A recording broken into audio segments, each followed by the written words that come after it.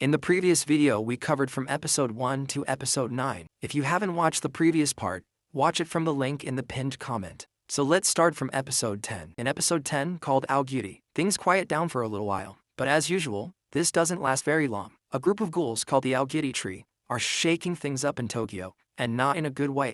The Aogiri tree sends Noro, this ghoul with the creepy smiley face mask, and the Bin brothers, who both have masks with cool patterns, to breach the CCG building in the 11th ward. After they kill everyone inside, Tatara, who is one of the leaders of the Aogiri tree, creepily tells the CCG headquarters to come pick up their dead investigators. After doing this, Tatara joins Eto, the female leader of the Aogiri tree, so that they can go and cause more destruction in Tokyo. I guess killing a building of CCG investigators isn't enough for one day. We then find out that they did this because the Aogiri have been searching the ward for Rize. Why? Well, I guess we'll find out about that soon enough. Back at the Enteiku, the squad gets an unexpected visitor. Meet Banjo, a ghoul from the 11th ward and a member of the Aogiri. But Banjo isn't just here for the coffee. He wants to find Rize. Turns out Banjo has the biggest crush on Rize, which is why he knows that she loves coffee shops.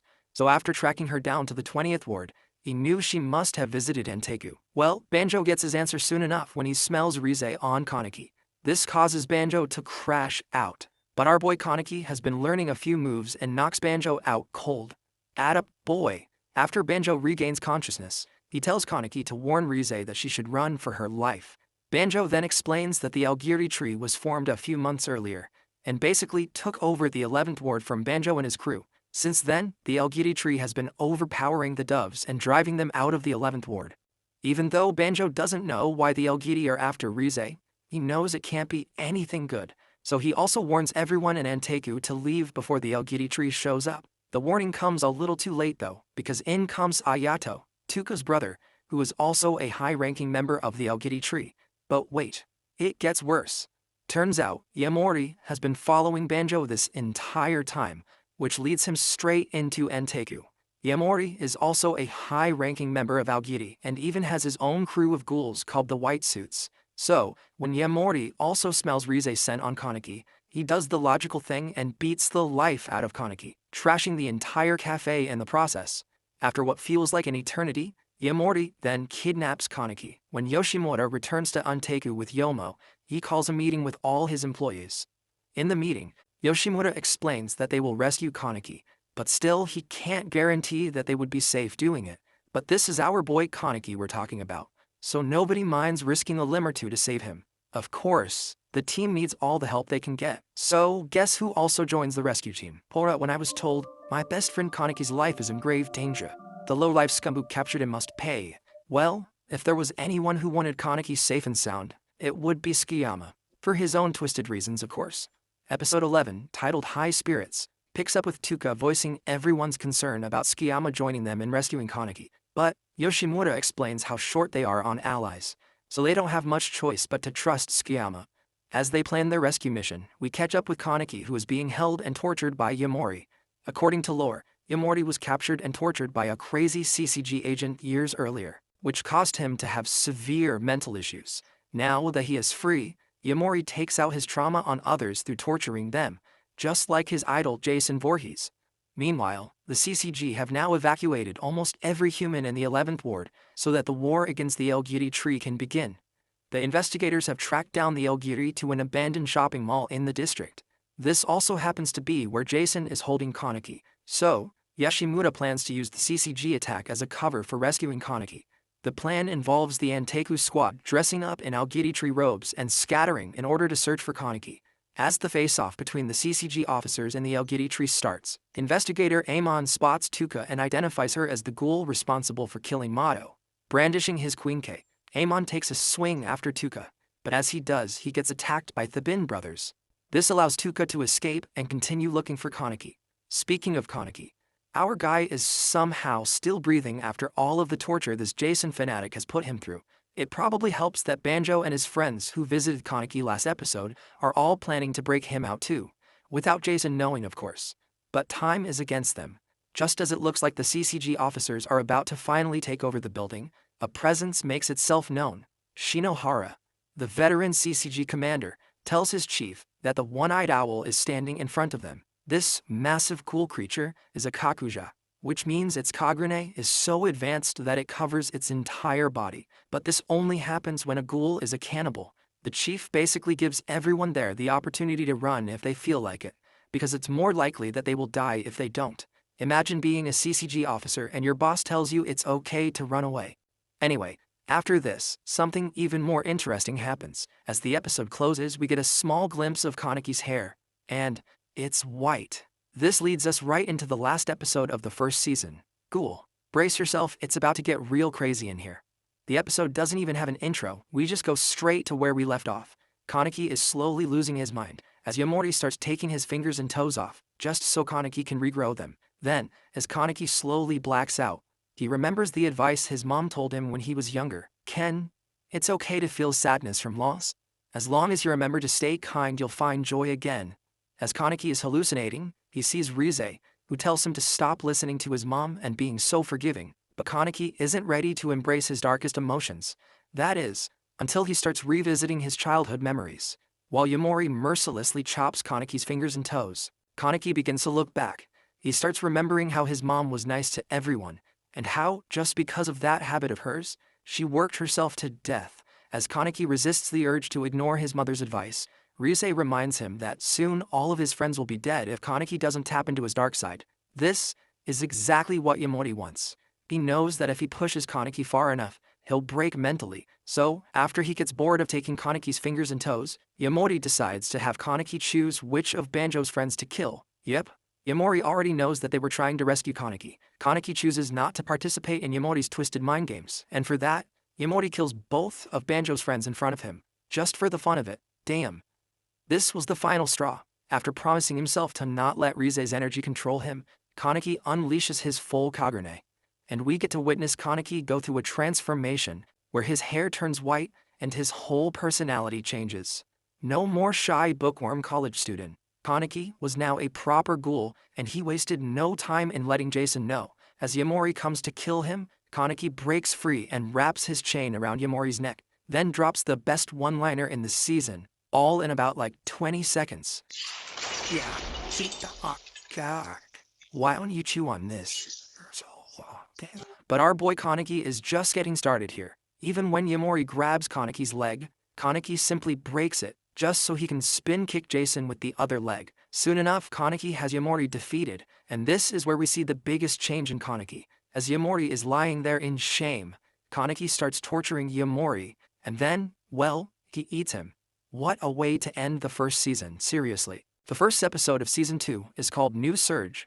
As many fans have noted, this season does deviate a bit from the manga, but the story continues from where we left off. The war between the CCG and the Aogiri tree at the abandoned shopping mall is now in full swing. Commander Shinohara and his men are cornered by the one-eyed owl, so they have no choice but to bust out their Arata armor. The Arata armor is basically an upgraded Quinke that's created from a Kakuja, aka cannibalistic ghouls. The only downside to this powerful armor is that it feeds on the user in exchange for granting them extraordinary power.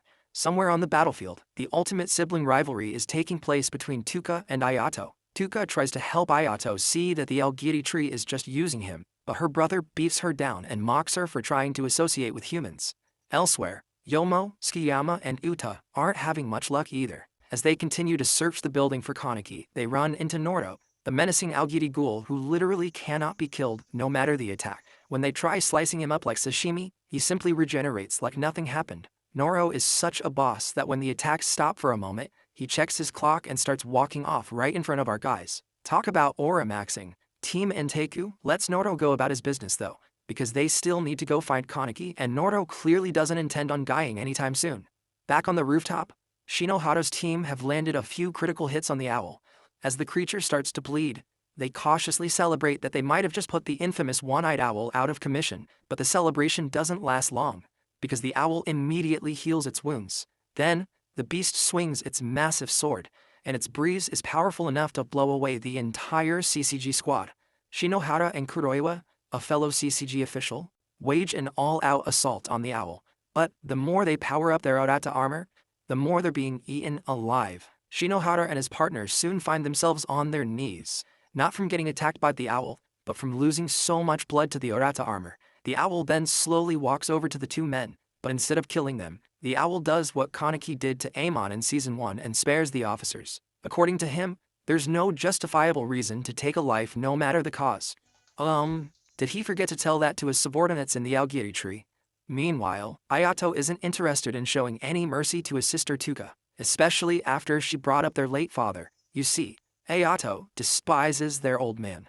He thinks their dad was a weakling and should have protected his family instead of getting killed like a dog by CCG officials. But as Ayato sends Kagane projectiles at his half-conscious sister, Kaneki swoops in and rescues her.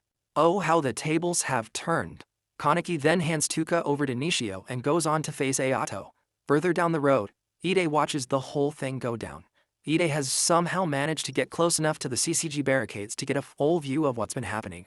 When he sees how much Kaneki has changed, he blames himself for not being there to help his best friend.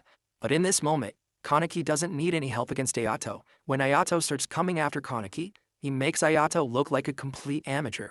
Quite embarrassing, really. Way off in the distance, Eto and Tatara, who have both been non-combative so far, are also watching the fight between Ayato and Kaneki. Eto is so impressed with how strong Kaneki has become, but she is much more concerned with the ongoing battle with the CCG. Back to Kaneki. He keeps taunting Ayato into attacking him, and then does this. Damn, Kaneki. Talk about character development.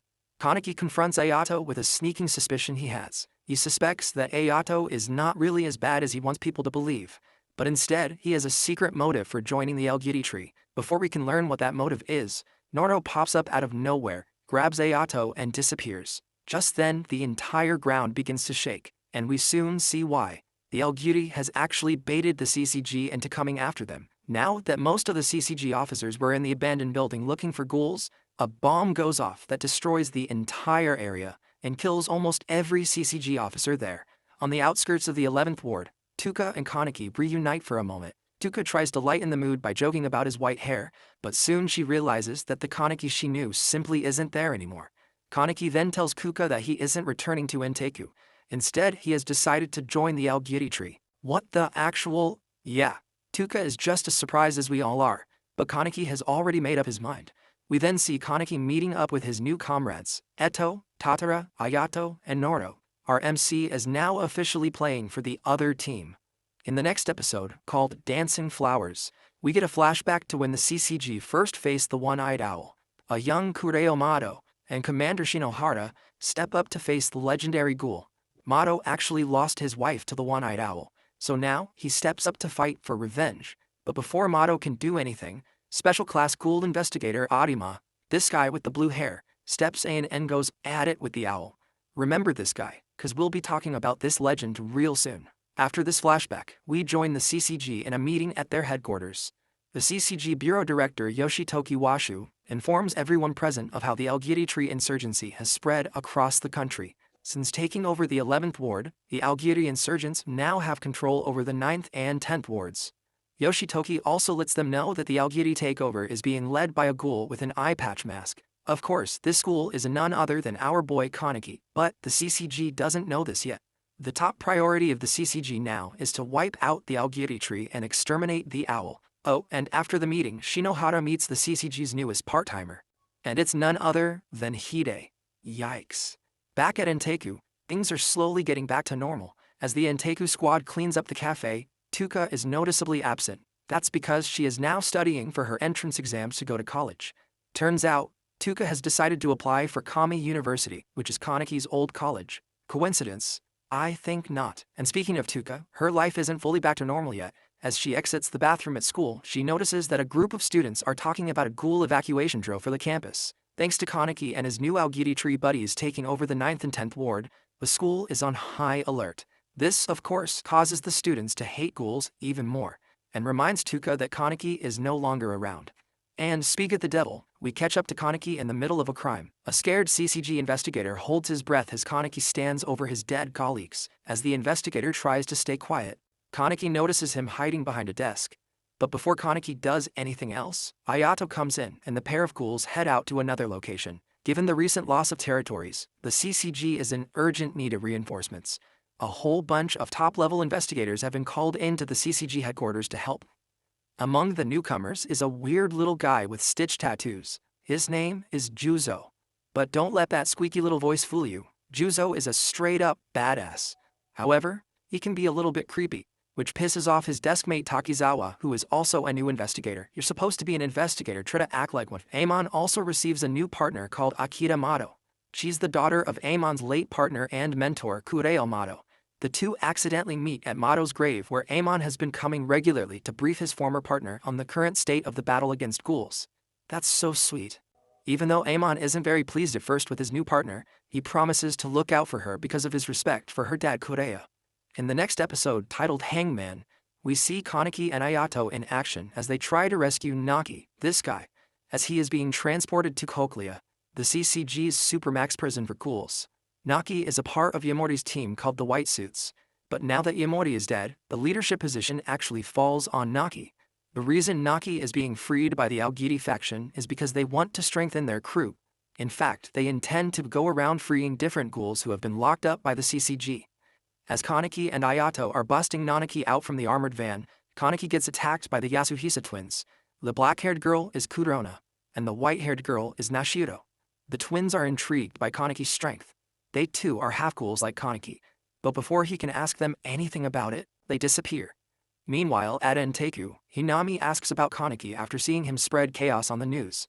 So, to take Hinami's mind off of the situation, Tuka allows her to go to a Sen Takatsuki book signing event.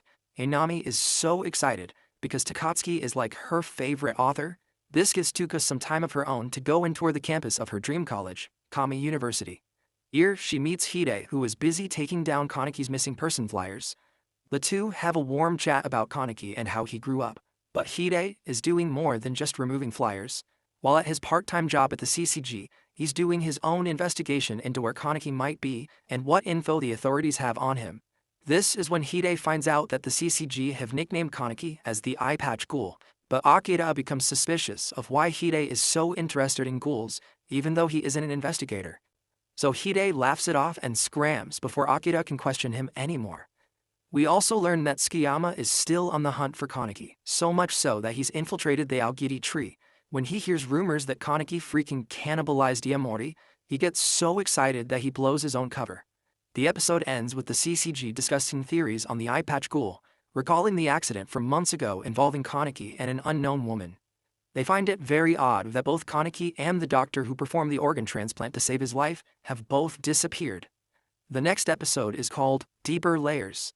Amon and Akira go to Cochlea prison to question a ghoul named Donato Paporta about the one-eyed owl. Donato was Amon's foster father and used to run a Catholic orphanage. But Donato was far from a man of God. He actually used to eat the kids under his care and pretend that they went missing. Jeez, what a monster. Amon sadly discovered this truth way too young, and it scarred him for life. This is also the reason Amon hates ghouls so much.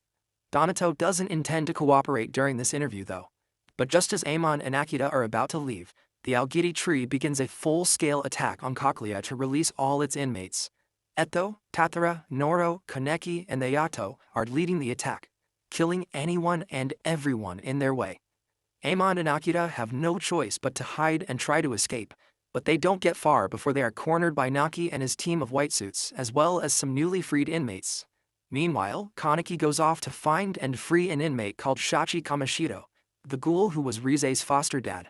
But Shachi is kind of a meathead. He tells Kaneki that he can't trust him, especially because he can smell Rize's scent on him. So Shachi feeds Kaneki a knuckle sandwich. God damn. Further down in the prison, Amon and Akira aren't doing much better. Naki and his guys split up to fight Amon and Akira separately. As Amon defends himself from the lackeys, Naki manages to knock Akira to the ground and take a quick bite. Even as Amon ends up rescuing her, it's pretty clear the CCG guys and the prison guards are getting their asses handed to them. While this is happening, Shinohara makes an unexpected appearance in the Cochlea prison. Upon sighting him, Ayato greets him with a barrage of deadly Kagune projectiles. As they trade kicks and punches, Shinohara realizes that he won't be able to hold off Ayato with just his Queen K. So he busts out the good ol' Arata armor. This surprises Ayato. Not that he is impressed by the suit, but because the Kagune used to make Shinohara's Arata belonged to Ayato's late father. Yeah, that's gotta hurt. The following episode is called Rift, and we get a flashback of when Amon gave a lecture to a group of students at the CCG Junior Academy. Here, we see Kurona and Nashido, the half-ghoul twin sisters, with their friend Shizuku Kawakami listening carefully to everything Amon is saying. Sadly, soon after Amon's lecture at the academy, Shizuku dies from a strange illness, but Juzo, who was also a student at the academy, doesn't bother to attend the funeral, so when Kurona and Nashido confront Juzo about not attending, he brushes them off as if he doesn't care, even though he kind of does. This ends up causing the twins to hold a grudge against Juzo. Now back to the present, Juzo runs into the twins as they are invading Cochlea, and it feels like the right time to settle old scores. But Juzo is a freaking powerhouse, fighting the two sisters all at once, even without his Quinque. He stabs Kurona in the eye and pokes her with a bunch of knives. Ooh, ouch. As for Nashiro, she gets a deep gash for trying to save her sister. You just can't help but feel sorry for them. Meanwhile, Shinohara is proving to be much more than Ayato bargained for. The CCG commander is kicking his ass with ease.